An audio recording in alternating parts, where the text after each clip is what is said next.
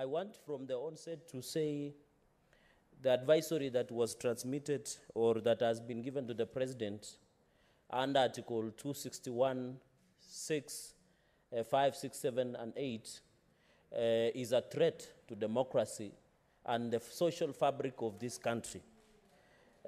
In Kenya, and I thought Chief Justice Maraga, having worked closely when I was the chair of JLAC, would have borrowed one or two things, because the law does not exist in vacuum.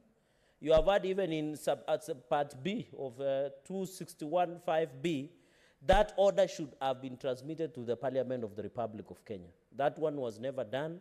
And therefore, even as you declare that this Parliament is unconstitutional, we need also to ask ourselves whether there has been an audit to know whether judiciary meets the threshold of third gender rule, the presidency or the cabinet, and the Parliament and other organizations that work. I thought the achievement and the aim, Mr. Speaker, sir, was to have a progressive achievement on this issue of gender.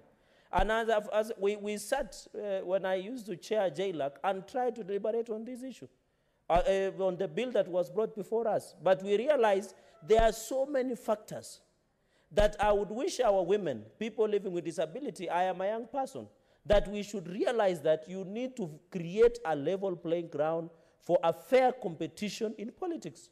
That is why for the youth and the people living with disability, also they need a pronouncement from the Supreme Court in terms of their representation. That affirmative aspect has been tried to be breathed to life under Article 53. And therefore, Mr. Speaker, sir, I think where we sit, the CJ misadvised himself on this issue of declaring the Parliament unconstitutional. Number two, Mr. Speaker, when you look at Article 101, the Constitution envisaged that every second Tuesday of every fifth year in August, we should have a general election. It did not envisage a situation where there would be a dissolution of Parliament. There would be a position where a president will be given an advice to dissolve Parliament so that people can go back to the vote. Mr. Speaker, some of us are not worried whether elections we call today, a snap election today or tomorrow. We are sure of coming back. But where does it leave the country? We have issues of COVID. The economy is not doing very well. There are over 16 million Kenyans without formal, or they are in formal sector. Others do not are underemployed in this country. And majority of them are people living with disability, and the young people, and mostly are women, Madam Speaker.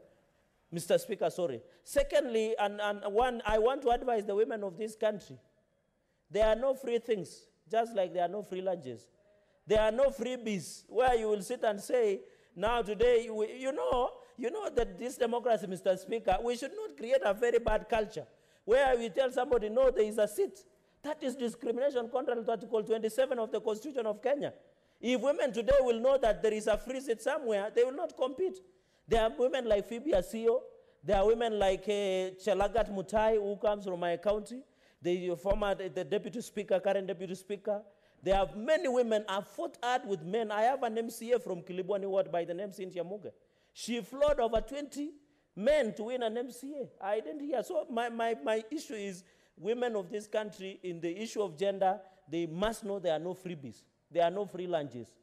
You don't need to work, but I want to advise that as we go back, we must agree. And then finally, or secondly and finally, I would have expected the Chief Justice who is retiring.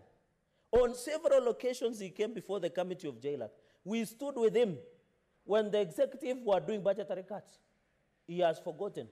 The other day, when the executive wanted him to retire, the other day, Mr. Speaker, sir, we are the ones who defended him and say he must stay up to December, because we didn't want to create a constitutional crisis within the judiciary. Why is the CJ not alive to all these issues, Mr. Speaker? Finally, Mr. Speaker, I want to say this. There is BBI coming. Is there a conspiracy to use this as a scarecrow against members of Parliament, Mr. Speaker? And therefore, I think it is misadvised. I want to say we are ready for election anytime, but I can assure you if election is done today, Mr. Speaker, I can assure there will be more men coming to Parliament than even women. I thank you.